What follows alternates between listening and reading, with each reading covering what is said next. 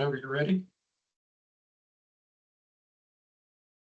Good morning. I'm Jeff Hammond, Executive Director at International Ground Source Heat Pump Association. Thank you so much for joining us for the IGSHPA Town Hall for November. We also thank Climate Master for sponsoring this town hall, a manufacturer of water source and ground source heat pumps, and we appreciate their support of IGSHPA. So we will get started with this town hall. I do have a few intro slides just to bring everybody up to date on what's happening with IGSHPA, and then I will turn it over to our panel. This is a really exciting town hall this month. We have just a bunch of experts. I think you'll really enjoy this panel discussion. All right, so let's get started with our IGSHPA updates. This is the last town hall for 2024. I don't know where the time has gone, but we won't be having a town hall in December. We do have one more Dig Deeper on the 22nd of November, and that's the last one of the year as well. So if you'd like to speak at one of these webinars, either a town hall or a Dig Deeper, if you go to IGSHPA.org in the training and events page, you'll find an abstract submission form. And just simply fill that out, hit submit, and we'll contact you about presenting at next year's town halls and Dig Deeper webinars. Also, if you haven't looked into this, we are accepting advertising for the webinars. What's great about that is these get recorded, so your advertisement is there for perpetuity. Anytime somebody looks at that, the intro slides will show your logo. Just a reminder, on our annual conference, we're partnering with Geothermal Alliance of Illinois, and as you can see here, just even since the last webinar, we only have about 30% of our rooms in the block left. So if you're going to the conference and you haven't booked your hotel room, it's not a huge deal because there are other hotels in the area. But if you just want to walk down the hall to the conference, it's really nice to be in the same hotel as the conference area. Also, we are accepting abstracts through the end of the month. So if you'd like to speak at the conference, make sure you get that abstract submitted as soon as possible. Early bird registration is through the end of January. We also have sponsorship and exhibitor opportunities and advertising in the program guide available. So this is coming up quickly. March seems a long way away, but it is in full speed ahead at this point. We really appreciate our conference sponsors. We could not do this without our sponsors' support. As you can see, we've continued to bring on new sponsors just since the last town hall and Dig Deeper. So we certainly appreciate the support of all those. There are also some additional spaces available if you're interested. Same with the exhibit hall. In fact, we don't have all of the latest exhibitors in here. We've added, I think, 3 more just since this graphic was made. So we have some space left, but again, it's moving quickly. A note on GeoOutlook, the next edition is January. I believe we have the articles we need for January, but we do have advertising still available. And this is a digital magazine. We're partnering with BNP Media. If you read Engineered Systems or the ACHR News, we're working with them and have a pretty big audience between IGSHPA's 6,500 or so subscribers and the 2 magazines that this is going to for BNP Media. It's about a 50,000 reach. So it's a great way to get the word out. And if you're looking to submit an article, the next issue would be July after this January issue. So we are still accepting articles, but advertising is available in January. Our membership program was announced at the beginning of the year. We're getting a lot of interest here. If you'd like to be on the business directory, this is a great way to get your name out there and connect members. Also for leads, lead generation, it's a really inexpensive way to go. IGSHPA.org/membership is where to go there. We continue to work on our 2 databases, the project database and licensing and CE requirements. We desperately need your help on this. If you can submit information, that'll show up in the database, and it just helps the whole industry. So as you're the experts in your local areas, this is a big help if you can help us fill this out. If you haven't signed up for the annual general meeting of members, it's December 5th. You won't want to miss this. We'll announce the new board members and officers for the IGSHPA Board of Directors, as well as go through financials, status of the organization, and so forth. So you can register at the same location that I mentioned earlier, training and events. If you would like CEUs for your certification renewals, just simply send an email with your name and email address. I'm sorry, don't send an email. Send a chat message with your email address and your name. And if you can't get to chat, you can send it in the Q&A box. This is also available for CEUs if you're watching this as a recording. There's the code you see towards the bottom of the screen. You don't need that for the live version. If you're watching it today, you do not need this code. But if you're watching this as a recording, then you'll want to submit that code to obtain those CEUs. And last but not least, we will be going through a few presentations here, and then we'll open this up for Q&A. So if you could put your questions or comments in chat or Q&A, and I'll read those once the presentation is finished. And if we don't get to your question today, we'll follow up. We are recording this session, so you'll be able to watch it online later on. It usually takes a couple days, and then it'll be on IGSHPA.org under the media menu. We have had some challenges with some companies' security on being able to chat. So if you can't chat, look for a message like the one here on the screen. You may have to click OK to provide permission to use chat. If you can't use chat, there is a Q&A button that you can use. And if all else fails, raise your hand and I will unmute your mic and you'll be able to ask that question verbally. Lastly, before we move on to our presentation, this is just a disclaimer and potential conflict of interest that I need to go through. The upcoming presentation represents the opinion of the presenters, in this case the panelists, and does not represent any official position, opinion, or endorsement of any products or services by IGSHPA or its members. IGSHPA town halls and dig deeper webinars are for member updates and education on the latest information in the geothermal heat pump industry and are not meant to endorse one technology or brand over another. It is the presenter's responsibility to disclose any conflict of interest or position that may arise in the content of the webinar. Again, we thank Climate Master for their sponsorship. And now we are ready to switch over here. I am going to turn this over to Jack DiEnna for his presentation. Pardon me one moment while I pull up those slides. Put that in presentation mode. So we have our panelists before we start. Jack DiEnna with GeoNii, Ryan Dougherty, and Jeremiah Strode of GeoExchange. We have Donovan Gordon of NYSERDA, Morgan Hood of Vermont Gas, and Boyd Lee of CK Energy. So Jack will give his presentation. Morgan is going to talk a little bit about the gas utility industry, and Boyd Lee will talk about the electric co-ops. And then we'll have our questions and answers session, and the panelists will be able to provide feedback. I'm excited about this conversation. I think it's a lot of really good information. So let me turn this over to you, Jack. Just let me know when you're ready for the next slide. Thanks, Jeff, and welcome everyone. I'm glad that we're having this discussion since I'm an old utility guy. This technology, which is really a triple E technology of, as you can read, energy independence and security, environmental stability, and economic prosperity. What this means, next slide, Jeff. What this means to utility, energy independence, fuel saving, less dependency on fossil fuels. It actually reduces the impact on the grid by 0.55 kW, savings of 0.55 kW for every ton of installed capacity. The security is less risk from natural disasters. I'm in discussions with some folks in South Carolina. They didn't lose power, but their outside unit was underwater. So now they have power. They have no heating and cooling. So remember, our technology is either in the indoors or it's underground. That's a plus and it's a minus because nobody knows we're there. And it also helps avoid brownouts and reduces peak demand. For a technology, this really is a renewable thermal asset. Better yet, let's use their own terminology. It's a non-wires, non-pipeline alternative. It's a 40-year-old new technology, and I want to impress upon everyone that we have to keep telling people that we've been around for a long time.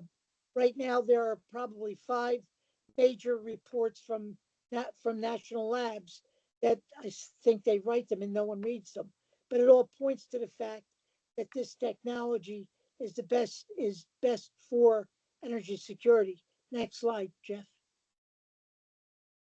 Environmental stability. So we already know we've reduced greenhouse gas emissions because we're not using fossil fuel.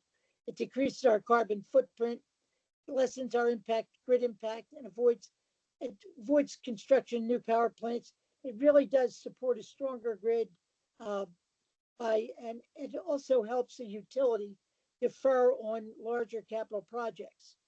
I'm speaking about every utility, electric, whether it be a co-op or investor owned or muni, gas companies. You'll hear Morgan talk about this, and water companies. We did a project for NYSERDA, actually for NYSERDA in Long Island. Actually, it wasn't for NYSERDA. It was for Valley Stream, where we used American Water's water instead of drilling ground loops, and that was a very successful project until we let the politicians in. Next slide, Jeff. Energy under our feet, economic prosperity. This is what we're talking about. We have to be talking about using the energy we already own. We don't have to look for it. You're standing on it. It creates the new sustainable infrastructure. It provides a valuable asset and increases property value. Conserves energy, lower costs for heating and cooling. And what you have to remember is that our technology is trades oriented. In other words, they're 90% of all of our workers are blue collar, green collar, whatever collar they're calling now. But this provides another avenue for our citizens to make money, to have good paying renewable jobs. I know that when we're looking at this, we have to look at what do we need to bring this forward. If utilities embraces this technology, we actually will take the lid off of this technology. Remember, we're a 40-year-old technology. We've been stifled by the cost of the underground infrastructure. If we have utilities or third-party owners own that, we're actually cheaper than conventional. So Jeff, at that point, I'll turn it back to you. Once again, thanks everyone for coming. We have to keep talking about this. And I would urge any of our members to talk to their utilities, and we can give you the wherewithal to do that. Thank you. Thank you, Jack. Very insightful. I appreciate that. And next we have Morgan Hood from VGS. You're welcome to share your screen whenever you're ready, Morgan.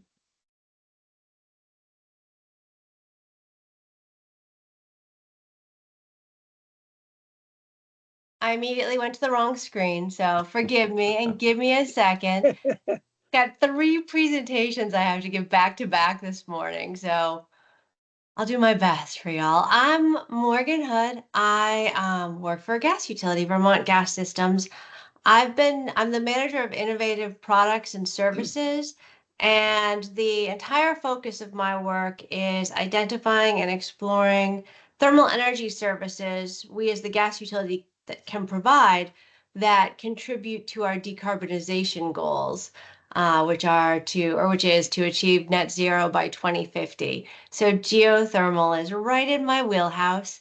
I should preface this by saying I've been having a little fun exploring AI generated images. So the place in the picture behind the title is not real, unfortunately. So let's see. Did I move on to the next slide? No.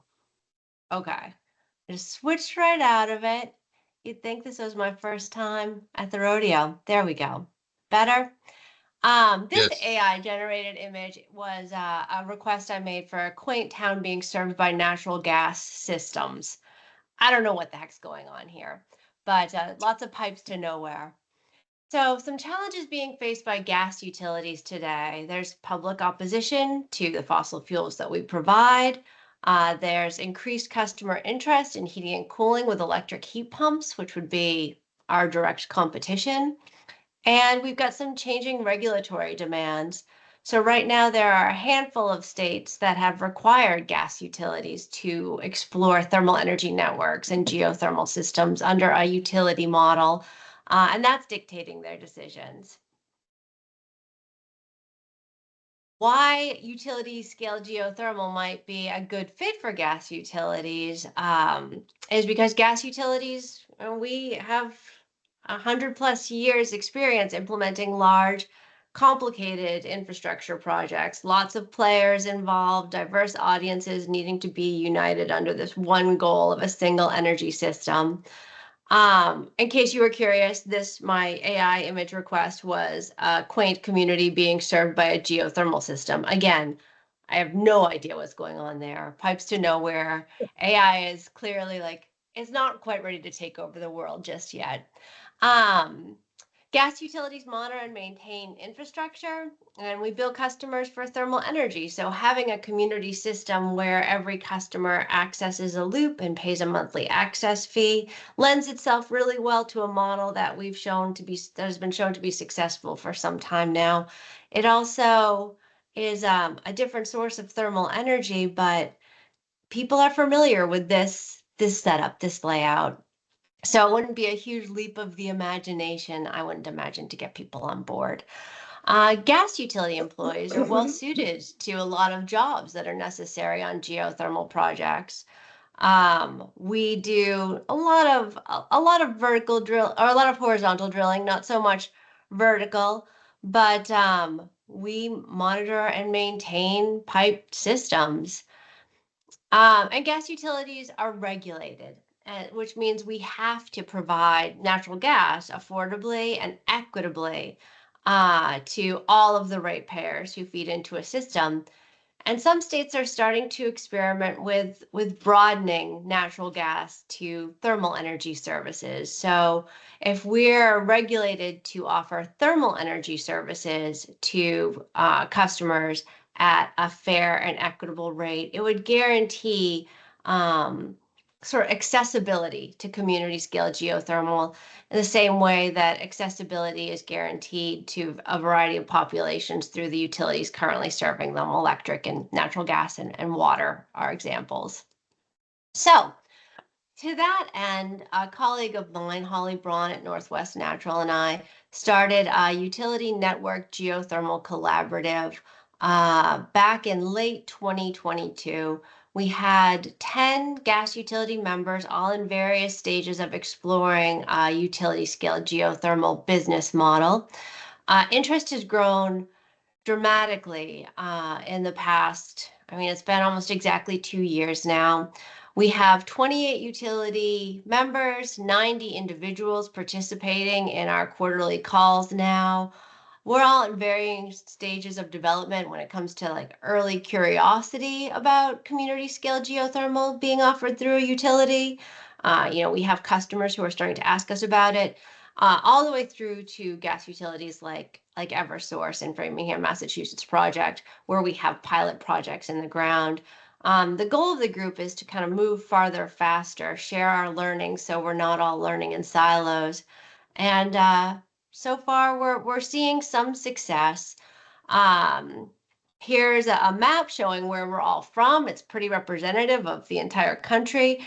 The map doesn't include Canada. Now we've got 3 different gas utilities in Canada who are participating in this group as well. When you lump us all together, we serve about 50% of all natural gas users in the United States. So if we can figure out how to execute a business model providing a utility geothermal service, it could be, I think, dramatically impactful very quickly. But there are a couple things that we need to see happen now that would make this as close to a no-brainer for a gas utility as you're going to get. In an ideal world, we'd have a stable, I plugged in stable after the election results last week, investor tax credit that would allow for split ownership. Right now, with the tax credit as drafted, I think everybody on this call is probably familiar. You have to own the entire system, the internal and external components of a geothermal system. Gas utilities in general aren't equipped to own the internal equipment. It would be like if your gas utility owned your furnace. So an unconventional model for us, and also if we're going to offer the entire service, it does drive up the cost pretty dramatically if we're going to be leasing equipment. So split ownership would be beautiful.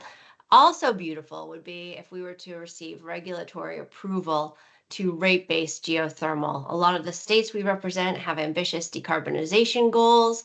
A way to achieve them would be to allow gas utilities to spread out the cost of geothermal projects by tacking on a small fee to all natural gas ratepayers' bills. You'll see that oftentimes right now with energy efficiency charges on ratepayers' bills.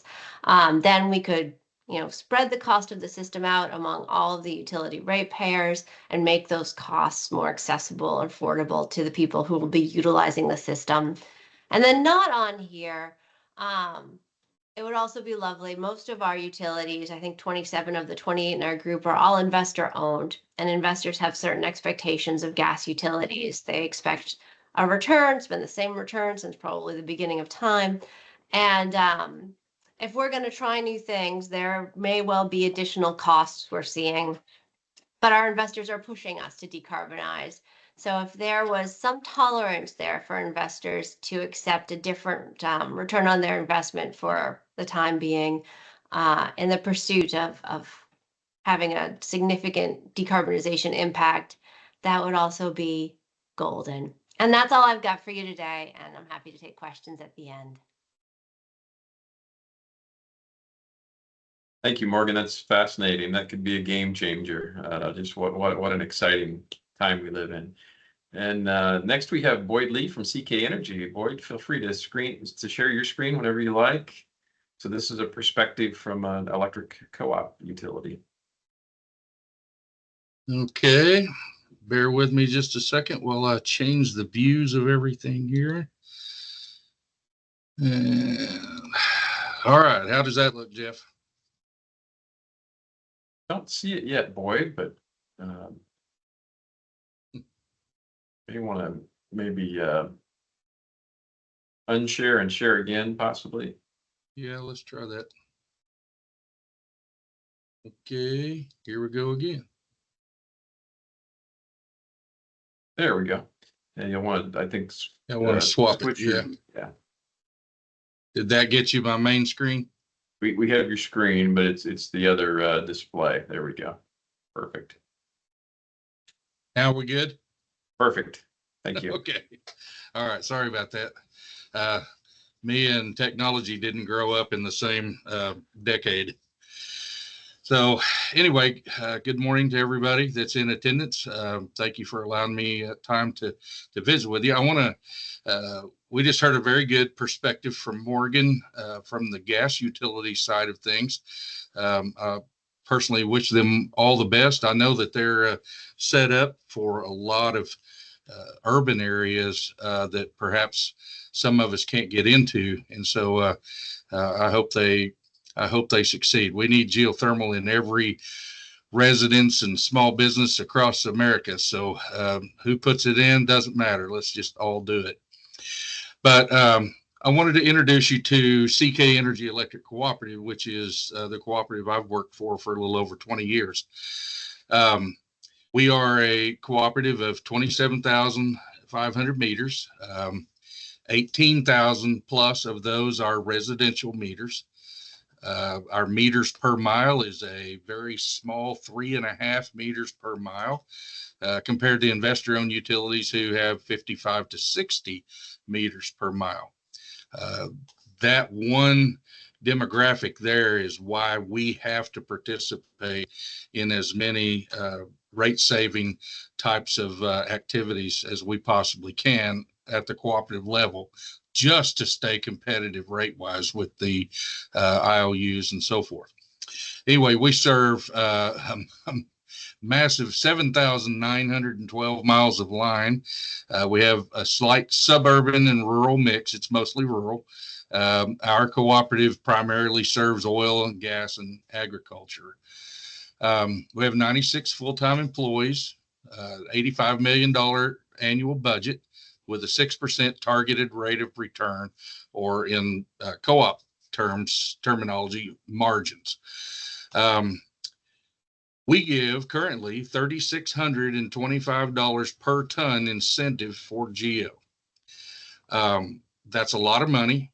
We're amongst the highest in the United States, but it's because we determined long ago that in the long run, it is beneficial for us to provide the difference in cost between the geothermal heat pump installation and an air source heat pump installation, that over the long term, the utility benefits more. So we took the decision making out of it. If they're going to spend money on a high efficiency air source heat pump for the same money on our system, they can go GEO, and most of them do now. We have roughly 1,575 systems that have been installed on us, equaling 6,300 tons. And that represents almost 4.1 megawatts of peak reduction, EYFNO. I don't know if you know what that means, but that's every year from now on. These are not savings that go away. They accumulate and get larger and larger and larger. And the other thing to look at is as they grow larger, they also grow more valuable, because peak generation 15 years from now is going to be much more expensive than it is today, but we will have loops in the ground that are supply and demand basically at that much higher rate. So the profit, the margin capabilities for the utility goes up exponentially. Okay. The current conditions in America, we have a critical capacity need in many parts of the country. We know that our residential rate class is a very poor load factor. There's rate volatility due to extreme weather and shortages of power. We need reduced peak demands to offset renewable unreliability. And a prime example of that is some of you on here may have experienced Winter Storm Uri 3 years ago.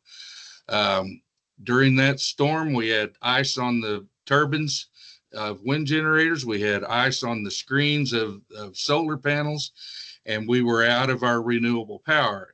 And because we had so much renewable power, we had many of our fossil-fired plants mothballed for renovations and repairs and so forth. And we found ourselves in a pretty serious situation. And so we need a renewable that doesn't cost us reliability, and that's GEO. CEOs and boards, in my opinion, have a fiduciary responsibility to find ways to keep costs down and reduce long-term debt for their customer members, and GEO is the answer to that.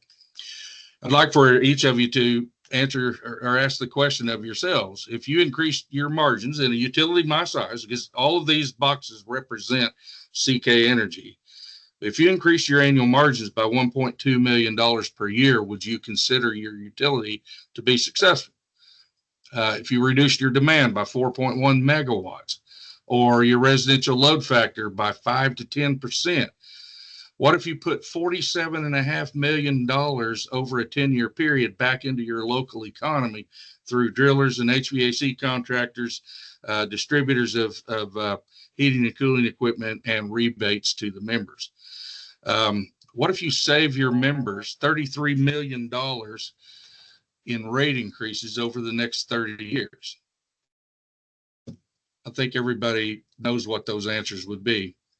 Well, there's nothing stopping any utility except the utility itself. We already know that heating and cooling is the #1 user in the home. We know water heating is #2. Geothermal addresses both, and it's renewable. And it's the only renewable that works 24/7. It's the only renewable that doesn't rely on perfect conditions to operate. It's the only renewable that 100% impacts the utility. At CK Energy, we've installed, like I said before, over 6,000 tons of ground source heat pumps. This is a little bit older slide, so my numbers are a little bit off. I've updated the other one, but it's still close enough to use today. But we currently, after 12 years in this program, We are currently saving $800,000 per year on wholesale demand cost. We've increased kilowatt hour sales in the residential class through geothermal by $400,000 a year, which is that $1.2 million annual utility margin improvement I started off with. And that margin snowballs with each new year of installations. So obviously very, very important to the utility. Now let's put this all into perspective. There's 142 million housing units in the United States. If we took just 5% of the market, which is 7.1 million units that are currently all electric, air source heat pumps or what have you, and change those to geo, we would reduce our summer peak in this country by 18.46 gigawatts in the summer. That's the equivalent of charging 2.5 million Teslas all at one time. The wintertime peak reduction would be 89 gigawatts, or the equivalent of 12.5 million Teslas charging at the same time. What that shows very simply is, with all of the influx of new electric business that is coming forward, EVs, data mining, you name it, huge marijuana grow houses, major users of electric power, all of those are coming on, and they're causing utilities to have to drastically start making plans to beef up their systems, to add new capacity. And that's very, very expensive, and it will drive costs up. Whereas if we wanted to, we could move all of our heating and cooling, or as much of it as we can, and the water heating over to geothermal and free up the amount of space that we need to charge all those new vehicles. So that's the utilities perspective as seen by CK Energy Electric Cooperative. It works for us, and I sure think it'll work for everybody else too. That's all I've got. Thank you for listening. Thank you, Boyd. Yeah, if you want to unshare your screen, then we'll have the panelists here on the screen. Great, thank you so much. How do we replicate CK Energy and VGS? Wouldn't that solve all of our problems? So I remind you that we're taking questions in the chat and the Q&A, and besides Jack, Morgan, and Boyd, we have Donovan Gordon from NYSERDA and Jeremiah Strode from GeoExchange. So as you're asking questions, if you have a question specifically for that person, if you'd call that out, that would be great. And we already have some good questions. So Tom has a question for Morgan here. He says he's interested in your feedback as a gas utility. We deal with a for-profit gas utility that promotes decarbonization to the public, primarily in wind and solar, but then pushes natural gas heavily as a stronger profit driver. Some people on this call were present for a meeting where they flat out told us they love gas. Did you have similar pushback at your utility, or how would you recommend working through / around that pushback? It seems in our area, change only comes from regulatory measures or profit-driven decisions. Quite a question. It is quite a question. And I can speak from my experience. I can't speak for every utility. And I can say it's a really tricky balance that we're walking right now as a gas utility. The bulk, 99% of the gas utilities in the country are tasked with providing natural gas as affordably as possible to ratepayers. And I think a lot of gas utilities pride themselves on being the least cost thermal energy source right now. It's tricky in part because I think, especially as we saw last week, people are really not receptive to spending money right now. So I can say for my gas utility, I don't receive any pushback internally. They're gung-ho. If I don't get a geo project in the ground this year, I'm in really big trouble. This is something that is very important to my utility. In part, that has to do with the progressive environment in which we work. Our customers have told us they want decarbonized energy solutions. They've also told us they aren't willing to pay a lot more for them, though. So there's the pressure on us to decarbonize. At the same time, there's the pressure on us to keep our costs stable and to keep our costs low. And I'd be more than happy to talk to you about it at length. I don't want to occupy too much time. As part of this Q&A, I want to get around to other people's questions. But yeah, I'm happy to continue the conversation offline. And I can say that lots of gas utilities are investing in people like myself, these little pockets within the utility who are pursuing innovative work. But we are still answering to our investors. We are still answering to our regulators. We're expected to deliver a certain ROI. We're expected to deliver a cost, we're expected to deliver an inexpensive product. I'm not the most patient person, so it's an industry where we're taking baby steps. I would love to see giant leaps, but we're a big old tanker, so it's tough to redirect as quickly as I think this occasion calls for. Thank you so much, Morgan. That's great information. Bob has some comments about split ownership. He says it's critically important. If not provided, competition in the HVAC business will be severely damaged. He has a follow-up question. Maybe this would be a GeoExchange question, Jeremiah. Please explain the importance of split ownership and also what can be done to ensure that IRS regulations don't prohibit it. Please discuss the impact on HVAC competition if IRS regs require utilities to own customers behind the meter equipment. Good question, and I think this is something that's on a lot of people's minds. My understanding right now is the ability to do split ownership is definitely not on the table. And if it would be, though, I mean, it would be kind of a game changer in its own right. As we've kind of talked about here, utilities gain the most benefit generally from having more ground source heat pumps installed on their system. They also have the deeper pockets, the ability to do the larger projects. And ideally, that would come in the form of them owning the loops or having some mechanism to get the loops out there at least. You know, if they don't go Boyd's route, there's other solutions out there, but some of those are loop ownerships. As far as you know, where we're going to be on that, I'm not really sure. I think that's something that's still being discussed. Ryan would definitely have some more input on that as far as where we're at the moment. And I think he's got his hands up. So I'm going to actually turn that over to him so he can go ahead and shed some more light on that. Oops, we need Thanks. to, looks like. Are Can you you there, hear me? Ryan? Hey, Jeff. Thanks, Jeremiah. And thank you for the question, Bob. I would have never thought you might ask something like that. So just to give everybody an update on where split ownership stands, we do still expect the Treasury Department to issue a final rule on this issue by the end of the year. What the Trump administration will do with that rule after they take office is anybody's guess. But we certainly intend to work with the Republican administration and Congress to ensure fair treatment for this technology and support for the industry.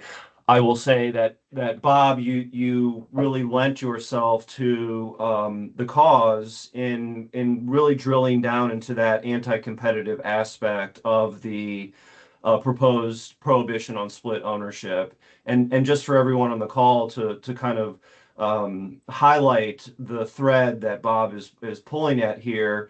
If you demand or require that a utility company or a single owner own both the ground loop and the indoor mechanical equipment, you are putting a damper on the vibrancy, the competitive nature of service and installation technicians, and you would essentially be creating a monopolistic conditions by which one entity would control the fate of a whole host of building owners and homeowners' mechanical equipment.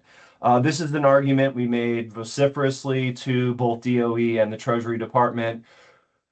Will we win the day? I don't know. I will say that in recent weeks, we've encouraged a whole range of stakeholders and voices to weigh in, including many from the organized labor movement, a lot of different trade unions who were contacting the White House and Treasury on our behalf. So fingers crossed, we should know soon. Thank you, Ryan. I didn't see you on the call. I'm glad you popped in. Sorry, sorry Jack, to be lurking. no, I'm glad you're here. Jack, you had your hand up. Did you want to comment on that?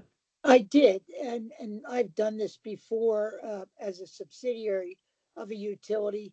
And what I did was, even though I owned this is in dinosaur days, I owned the whole system. But there is a way to do this for either a gas utility or electric utility, and that is you sell, because if you don't have control of the inside, chances are you may not be getting paid because the customer isn't getting what they're paying for. So what I would suggest, and I've suggested this to two utilities, is to not only own the outside, but sell a service to maintain the inside. That you don't own it, but you maintain it, just like you would. Morgan gas utilities have always maintained gas furnaces or gas boilers. That's really the way you can control that and guarantee that you're going to get paid for the BTUs that you're selling. You know, so there is a way around this, but I think Ryan's right. You can't mandate that somebody has to own everything and shut out all the people that service people for the inside. That's like I said, I've done this before, so I've made all the mistakes you can make. So. Thank you, Jack. We have a lot of questions coming in, but I would like to give Donovan an opportunity to talk about New York just a bit, if you don't mind. With the district thermal energy networks, that kind of changes the perspective, I guess, with ownership. Do you want to comment on that a little bit? Yeah, well, sure. I mean, we're looking at it from a very broad perspective because we have the utility side, the Utility Thermal Energy Network and Jobs Act, which we have 11 utility pilots that's going through various stage gates. With me and NYSERDA, we now have upon program opportunity notice, large scale thermal program, which we're now looking at systems, whether they're connected or not connected. Geothermal, yes, we want to see it as the core technology, but waste heat, wastewater, other thermal resources that are aggregated. So, and as far as ownership, we'd love to see all types of ownership: municipal ownership, private ownership, utility ownership. But the one thing that I have not heard too much, I hear from the policy side, I hear the tax side. I've not heard how it all benefits the customer. Well, I know Morgan says that a lot. It all has to come together to provide reliable and affordable heating and cooling for the residents. So that's my focus: is bring it together to provide affordable and reliable heating and cooling. Thank you, Donovan. Okay, so we've got a bunch of questions here now. Robert asks if someone could comment on the feasibility and cost benefits of the possibility of using abandoned mines in Pennsylvania for geothermal deep well use. Do you want to comment on that? That is being studied by Penn State right now. Okay. Thank you, Jack. And then we have a bunch of questions for Boyd. All right, Bill asks, have there been ups and downs in the GEO program over the 12 years? And if so, what has caused them? Are there other utilities that are following your model? Okay, there haven't really been any ups and downs over the last 12 years. I mean, we've had a few years that the total sales were a little bit lower maybe than other years, but it hasn't been caused by anything in particular. There's been no real impact noticed in presidential administrations or anything like that.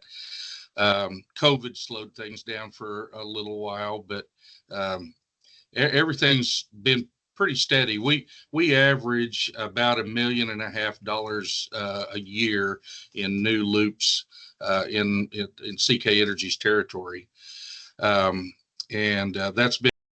We haven't dropped below $1 million in a year during that entire time. So it stays pretty constant. But that's because of how we do it.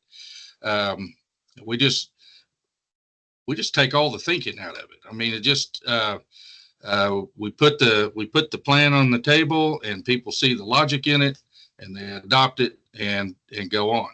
Now, in your question, are there other utilities that are following your model? No, and I can't answer why, because it works. We've shown proof. It's just people have a hard time pulling themselves outside the traditional box of utility marketing programs and things like that, and how to pay. Most people go into a day and say, okay, if I put $15,000 in this ground source loop here, how quickly does the utility return its investment? You just lost right there with that very first question. When you are concerned with how quickly does your investment come back, then you're done. Literally, you have to look at how much do I save my membership over the next 30 years if I make that investment in the loop today. Then you've got a winner, because now you're not focused on today's dollar. You're focused on tomorrow's dollar, tomorrow's value, and the value to the members that don't even know that they're going to be your members yet. But when they come to your utility and you've set it up for all these years, and you've added all of this high efficiency load and demand reduction to their system, they're going to be enjoying rates that are much better than they would have been had you not done that. And that's how we have to look at it. But we also learned another trick, and I want to bring this up because I've seen several of the comments on behind the meter, utilities behind the meter, and so forth. We started off as a loop owner, and then we realized it doesn't matter if we're a loop owner or not, just that we get the loop in there. We backed off of that. We still provide the same amount of money to put the loop in it, but it belongs to the member. But guess what? It's not going anywhere. It's going to stay in that spot where it was put for the next 50 years. So it doesn't matter who owns it. It just matters if it's being used. And so that's how we look at it. Let's get the loop in place, and we'll use it for the next 50 years. And that's buried demand reduction that you get to pull from every single month of every single year from now on. And that's the whole key. And that's how utilities need to look at it. We need to get past all this regulation garbage and work on common sense. Great. Thank you, Boyd. And remember, this is being recorded, so we can spread the word. If you don't want to listen to us, we'll say, hey, watch this. You can listen to Boyd. So I'm glad we're recording it. Two more questions for Boyd, and then we'll look at some additional questions here. From John, he asks, would CK Energy have favorable financials if your margins were 9% and instead of, I believe you had 6%?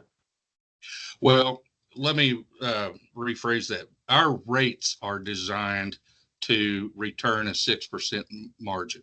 And that's so that we can meet all of our bankers ratios that are required by RUS, CoBank, CFC, and so forth and so on. However, because of efficiency growth every year and demand reduction or wholesale cost improvement, those rates that we designed 8 years ago, those rates that we designed 8 years ago are outdated. Our margins are actually much higher than 6%. And we haven't changed the rates, but it's because of what we're doing that our rates are going down. And so even though we're making all of these investments in the loop, today's members, they pay for 1 year. We apply all of our invested costs every year to 1 year's worth of kilowatt hour sales. When that year's over with, the membership as a whole owns the benefit of that loop forever. So we're 14 years into this thing, or 12 years into this thing, excuse me. we're to a point now to where every $1.5 million that we're adding this year is overshadowed by the $14.5 million that's already rolled out over the previous 11 years that's providing lower wholesale cost of power. So the members don't see any impact to their rates, but we get full return on investment. It's a cool concept that works very well. It's just a matter of deciding to do it. How do you beat decreasing rates? All right, one more question for Boyd, and then we'll look at the other questions here. Larry says, Boyd's contribution with the electric providers putting loops in the ground for residential application is key to making strides. What can we do to get state electric co-op associations to accept presentations on this information? Customers would believe in it if the providers believed in it. How do we get those connections made? I don't know who wants to take that. Boyd, you want to? Well, that is a great question, and I can tell you, my good friend down at the bottom of the screen, I don't know if he is on mine, Ryan Dougherty, and others in the industry, we are going to be tackling that over the next couple of years, getting our feet in the door of the boardrooms of the utilities, in front of the CEOs, in front of the board members, and showing them point by point on the board using real math, how they can benefit by moving this direction. That's what we're going to be doing. And so I'd say the answer to your question is just encourage your statewide boards or your local utility boards, whatever. Contact Ryan at GeoExchange, contact Jack at IGSHPA or Jeff at IGSHPA, and we'll set something up. But that's the direction we're going. Thank you, Boyd. It looks like Bill nominated you for president, so I guess you must be very convincing. I don't have the golden hair for that. I concur. Jack, before you weigh in, I just want to respond to Boyd, and I really want to give a shout out to Jeremiah, who is not only a veteran of the cooperative industry, but is also leading GeoExchange's efforts on cooperative engagement. And Boyd's right. We are really putting into overdrive our efforts to meet these co-ops and utilities more generally where they are. You can't just throw darts at them and chirp at them a little bit from the sidelines. You've got to go to them. You've got to show up at their meetings. You've got to sponsor their events. You've got to curry favor with them, build a rapport, build those bridges. And when you do that and you're persistent and you're consistent in your messaging and you're persuasive, that's when you win. And I have a lot of faith in our ability to do that. Jeremiah, I don't know if you want to add anything. No, I think you've summed it up pretty well. We just have to reconnect with those electric cooperatives. They're experiencing a lot of turnover nationwide. So we've got new people we have to kind of get back into the fold. So that's what we're currently doing and we'll continue to do. And I think we're going to see even more successes than we're starting to see now. And if you want us to come to your state to various events, or there's particular co-ops or munis or IOUs that you think we should be engaging with, please let us know. Good. Jack? I just want to say one thing. If we could get utilities, no matter whether it be electric, combined electric, gas, water, or any other utility, and they allow a rate recoverable for the ground loop, the ITC really doesn't matter that much because it becomes a renewable thermal asset that can, like Boyd says, continues giving for the life of that system. So that may, if we could do that, that may solve the problem of, the split ITC. If we allowed utilities to actually rate base the ground loop as the same way they do wires or gas lines, that may be something that would help us in that whole argument. Just an idea. Thank you, Jack. Yeah, we still have questions coming in. Some are coming into the Q&A and others in the chat. So if I am out of order, I apologize. Victor has two questions, it looks like here. The first one for Ryan. When you say lack of split ownership incentive would lead to lack of competition and monopoly, which type of entity do you envision being this monopoly? I don't know. I mean, it could be a sole source contract that the utility has with a preferred firm that's going to do all of their work. It could very well be in-house as well. Not that there's anything wrong with some service on the part of the utility, but when it basically would require every single customer of theirs to interface with one specific entity, it has a dampening effect on the competitive nature of the HVAC industry. You've got a lot of firms competing with one another to serve customers. And if you had one entity doing that, I think it would be deleterious to that competition. Thank you. Victor has a question for all of the panelists. I think it's a good perspective here on scaling, because that's really what we need to do, is scale. From electrical utility and geo incentives rather than gas pilots that require utility loop ownership, it seems easier to incentivize decentralized private geo loop installations rather than district connected utility owned loops. Got a lot of people with experience on that. I don't know if who wants to take that first, but it's quite a question. Maybe Donovan. I'll kick that off. The whole idea, we want to scale this, right? And utilities, as Morgan and others said, it's going to be a slow walk. It's going to be methodical, and it's going to take some time. Even the utility pilots in New York State, it's a 5-year pilot. What we've seen so far in the two programs that the first one we launched and the one we launch now, is that the low-hanging fruit are campuses, college campuses, so academic campuses, medical campuses, hospitals, and multifamily residential campuses.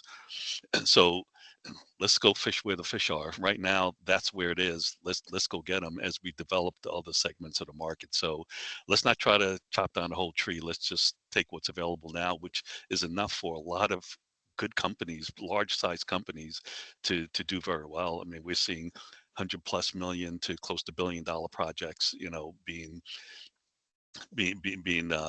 contracted now, when the industry historically has been residential at the $50,000 range. So we've escalated to really big numbers now. So so that's what the industry can handle now. Let's take what we can handle out and keep building out until the utilities are ready to take on much bigger capital projects. Thank you, Don. This has been a fascinating discussion.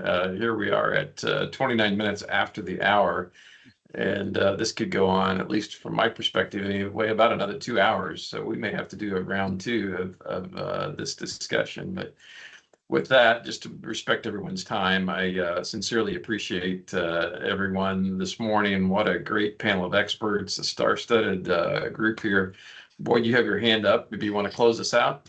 Well, could I make one final answer to a question? Bob Wyman, who nominated me for president, I think, he asked, maybe it wasn't him, but he asked the question, do your customers claim federal tax credits for the ground source heat pump appliances that they install? If so, what will you do if IRS regs prevent them from doing so, since you own the loop? The answer to that question is yes, they do.